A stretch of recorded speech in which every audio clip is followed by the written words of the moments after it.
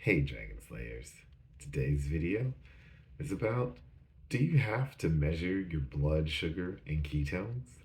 Don't forget to like and subscribe because it really helps the channel out. Let's get started. Measuring your blood sugar and ketones is entirely up to you. Dr. Mindy finds it helpful so that you can understand what your fasting lifestyle is doing for you. If you do decide to check them, the best time is first thing in the morning and right before your first meal. You want your blood sugar to be between 70 and 90 milligrams per deciliter, or 0.4 4 to 5 millimoles per liter, and your ketones over 0.5 millimoles per liter. You also want to see your second reading that your blood sugar is dropping and your ketones are going up. This is a signal that your body is moving towards a fat burner energy source. There are many ways to look at blood sugar and ketones. There are two types of measurement tools that Dr. Mindy loves and two that she would encourage you to stay away from. The two to avoid are the urine measurements and the breathalyzers. Both of those measurements have been proven to not only be inaccurate, but also hard to read. With urine, for example, it tells you only what the ketone load is exiting out of your body. It doesn't tell you what is readily available for your brain.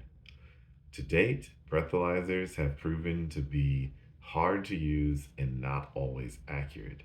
The measurement tools that Dr. Mindy does recommend are a blood sugar and ketone meter and a continuous glucose meter. The blood sugar and ketone meters are inexpensive and convenient to use. You prick your finger with a lancet and it draws a small drop of blood. That drop goes on a small stick that is inserted into the meter. Fairly quickly, you get a blood sugar and ketone reading. If you don't mind pricking your finger, it's a pretty easy tool to use. The continuous glucose monitor, also known as a CGM, takes blood sugar readings to a whole new level. It will continuously measure your blood sugar so that you can get a reading of what foods work best for you. This tool is not only helpful for understanding how your blood sugar responds in a fasted state, but it's also helpful for seeing what impacts a meal has on your blood sugar afterwards. Recently, Dr. Mindy did 3 days of 24-hour fasts followed by protein-only meals. She was surprised to learn that after a full day of fasting, a protein-rich meal actually dropped her blood sugar. She would have never guessed that if she hadn't had her continuous glucose monitor on. She also likes continual glucose monitors to determine whether your liver is dumping glucose in the middle of the night. With a moment by moment picture of your blood glucose, you can gain so much insight about which foods and fasts work best for you. Signs you are in ketosis. There are several ways to determine whether you're in ketosis or not.